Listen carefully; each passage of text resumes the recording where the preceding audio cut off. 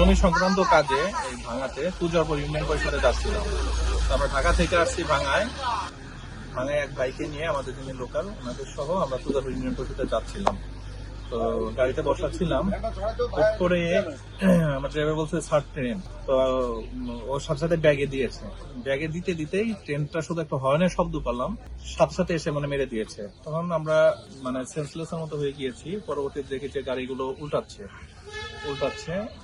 উল্টে প্রায় 4-5টা উল্টান দিয়ে পানির মধ্যে পড়েছে।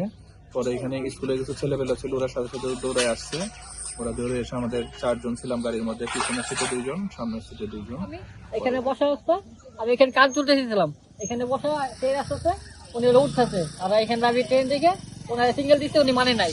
তার আগে উনি গাড়ি টান দিয়ে তার আগে ট্রেন এসে পিছনে মেরে দিয়েছে।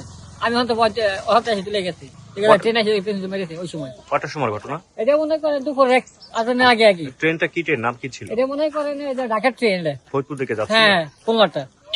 কয়জন আহত হয়েছে? 2 জন আহত হয়েছে আর 3 জন বেঁচে গেছে। একজন এই জায়গায় ব্যথা পাইছে, আর এই জায়গায় ব্যথা পাইছে, আরেকজন এই যে পাই কাটছে।